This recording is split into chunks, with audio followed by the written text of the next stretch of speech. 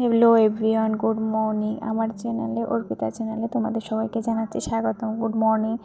তো আমি সকাল সকাল উঠে চা করলাম, করে দেখো আমার শাশুড়ি আমাদের গাছের ছই চড়ছে। তো আমার মেয়েকে খাওয়ানো শেষ করে এসে পড়লাম ঘরে, ঘর টর গুছিয়ে কিছু কাপড় চোপড় উঠিয়ে রাখলাম ধুয়ে।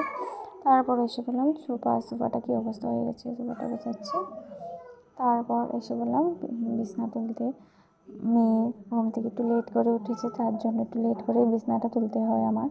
মেয়েকে স্কুলে পাঠিয়ে তো আমার কাজ সেরে নিচ্ছি, আমি বিছনাটা গুছিয়ে নিচ্ছি। মেয়ে স্কুলে না গেলে আমার কাজ করতে খুবই অসুবিধা হয়, ও খুব দুষ্টামি করে, তার জন্য। তো আমার বিছনা গোছানো মোটামুটি কমপ্লিট হয়ে গেছে।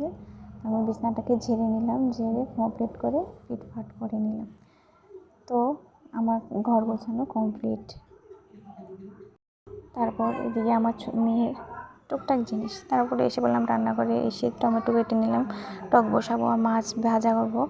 মাছ দিয়ে আলু দিয়ে টমেটো দিয়ে রান্না করব। তো তেলটা গরম করে মাছগুলো ছেড়ে দিলাম, ছেড়ে দিয়ে আলুগুলো কাটলাম। আলুগুলি কাটার পর এসে পড়লো আমার এক দেওয়ার সাথে কথা বলতে বলতে আমি কেটে ফেললাম আলু। তো কাটতে কাটতে বসিয়ে দিলাম আলুগুলো ভাজা। আলুগুলো বসিয়ে আলুগুলো ভাজা হয়ে গেছে। তারপর এবারে করব সোমবার। তোমরা কে কীভাবে রান্না করো প্লিজ আমার সাথে শেয়ার করো, আর আমি এভাবেই রান্না করি। মাছ তেল দিয়ে দিলাম, দিয়ে এখন মেথি দেবো। তেলটা একটু গরম হলে মেথিগুলো দিয়ে দেব।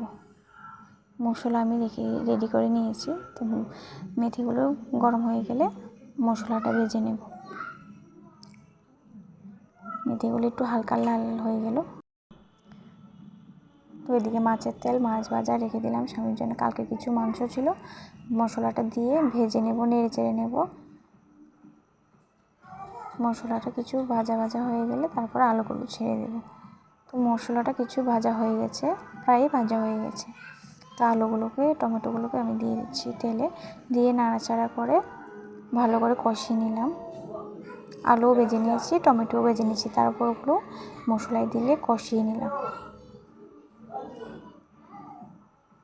তারপর আমি জল নিয়ে নিলাম, নিয়ে কড়াইতে দিয়ে দেব।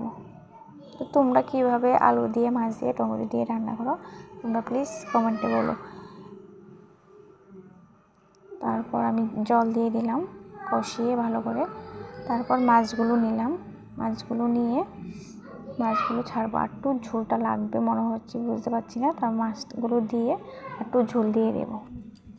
মাছগুলো ছেড়ে দিলাম, দিয়ে আর একটুখানি ঝোল লাগবে মনে হচ্ছে, বুঝতে পারছি না।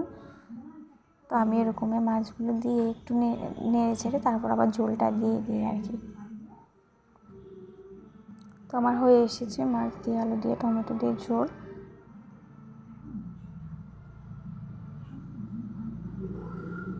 তো এখানে বসিয়ে দিলাম, কিছু বাসন টাসন ভরে গেছে, আর মেয়ের জন্য নিয়ে নিলাম খাওন। তো আমার রান্নাঘরের কাজ কমপ্লিট হয়ে গেল, ঘরটা মুছে রান্নাঘর পুরো কমপ্লিট। তো এসে বললাম স্নান করে সিঁদুর দেওয়ার জন্য, মেয়েও স্নান করে ফেলেছে। তো ওইদিকে আমি ক্রিম লাগাচ্ছি আর পিছে আমার মেয়ে ক্রিম লাগাচ্ছে। তো ক্রিমটা লেগেই টাগিয়ে মেয়েও সাজছে আমার পিছে। মেয়েও যা দুষ্টামি করে আর বলে বোঝাবো না। তো এখন আমি স্নান টান করে সিঁদুর টিঁদুর দিয়ে মেয়েকে